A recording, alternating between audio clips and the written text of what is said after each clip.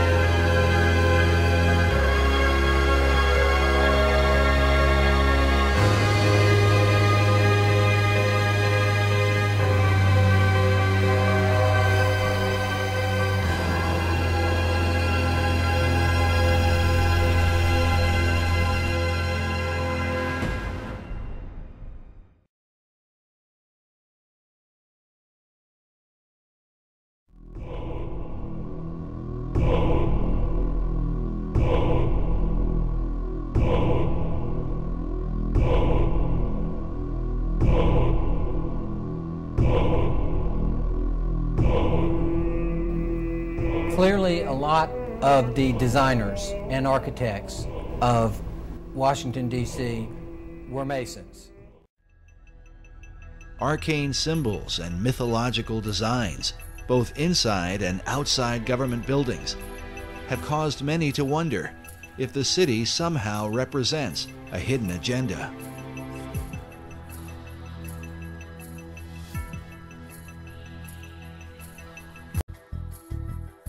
At the center of controversy are secret societies. Many of America's leaders have belonged to them right from the nation's beginning. Our current president, George W. Bush, has admitted to his membership in the mysterious Skull and Bones Society. You were both in Skull and Bones, the secret society. It's so secret we can't talk about it. What does that mean for America? The conspiracy theorists are going to go on. I'm sure they are. I don't know. I haven't seen the web. Number 322.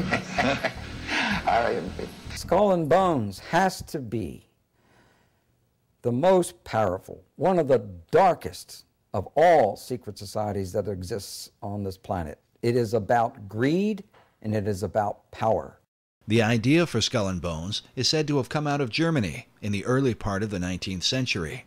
The society was founded at Yale University by William Huntington Russell, along with Attorney General and Secretary of War Alphonso Taft, whose son, William Howard Taft, would go on to become America's 27th president. Do you know how it all started out? It's been established for, I think, about 150 years in New Haven by undergraduates and graduates of Yale University. 15 members are elected each year. Basically, personal relationships are the most important product of the years that you spend in relationship to the organization. Oh, yeah. It's a very personal experience.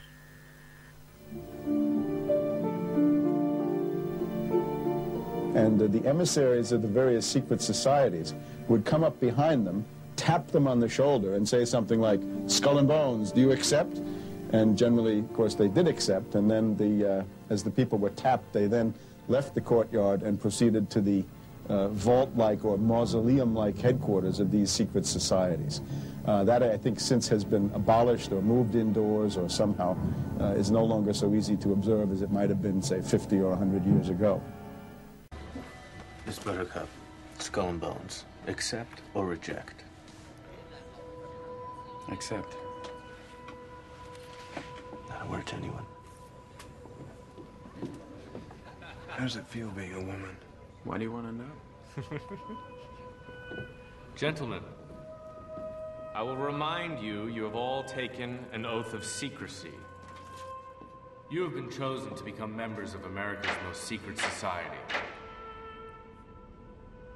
For over 100 years, Skull and Bones members have included a president, vice presidents, Supreme Court justices, congressmen and senators, captains of science and industry, the very best of America.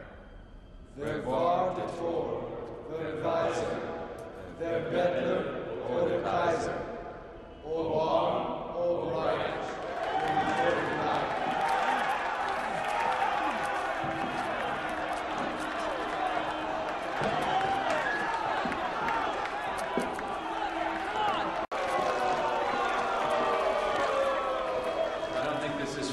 You can't take it personally. Getting pissed on is personal, Mr. Russell. I take it very personally. Edward, we're all in this together. Come back inside. We're brothers for life.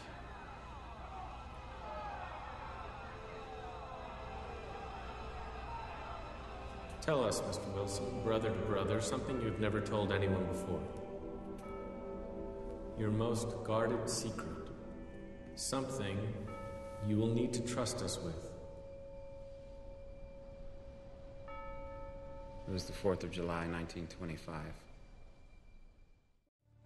The place where Louis dwells, to the dear old temple bar we love so well. Sing the within booths assembled with their glasses raised on high, and the magic. Congratulations, Mr. Wilson. I'm Richard Hayes, Master of Secrets and Orders. They swear to take care of each other's interests, and they do it. And when that in the normal conduct of life is probably okay, but when one of them becomes president of the United States, it's time to ask questions. What have you sworn to do for your brothers? And what interests are you pushing that are really on their agenda, not on the agenda of the American people? An article written by a student that went to Yale and actually lived in the Jonathan Edwards dorm, and he had this to say. It was part of the Jonathan Edwards folklore that on the April evening following tap night at Bones, if one could climb to the tower of Weir Hall, the odd castle that overlooks the Bones courtyard, one could hear strange cries and moans coming from the bowels of the tomb, as the 15 newly tapped members were put through what sounded like a harrowing ordeal. This evening, getting under the skin of the Ivy League, those 8 old, definitely distinguished colleges that are known for their ivy-covered buildings and their sometimes superior attitudes to other colleges and universities. And so when we heard that some enterprising characters had managed to spy on the famous Skull and Bones Society, well, we couldn't resist. Here's ABC's Dan Harris. The videotape provides a grainy glimpse into what appear to be the initiation rituals of a secret society that's been around since 1832, whose members have gone on to be leaders of Wall Street and the White House, the Senate and the Supreme Court. From their perch, Rosenbaum and his cohorts taped the tomb's courtyard. What they captured, they say, was initiates, known as neophytes, being forced to kiss a skull, then members performing a mock killing. It may look like your average fraternity nonsense, but Rosenbaum says it's not. Even though it may seem silly to us, it seems to mean something to them, and you can't argue with the success of Skull and Bones. True. Famous alums include senators, John Kerry and John Chafee, to name 2, cabinet secretaries, such as Averell Harriman, and 3 presidents, William Taft, George Bush, and George W. Bush, who's been reluctant to talk about Skull and Bones. Does it still exist? The thing is so secret that I'm not even sure it still exists. You both were members of Skull and Bones, a secret society at Yale. What does that tell us? Not much, because it's a secret. Is there a secret handshake? Is there a secret code? I wish there were something secret I could manifest. 322, a secret number? There are all kinds of secrets, Tim, but one thing is not a secret. I disagree with this president's direction that he's taking the country. Still, Rosenbaum says the tape is a valuable artifact, an extremely rare view into the secret society that groomed the American ruling class for generations. Dan Harris, ABC News, New York. That's our report on World News Tonight. Don't forget Nightline.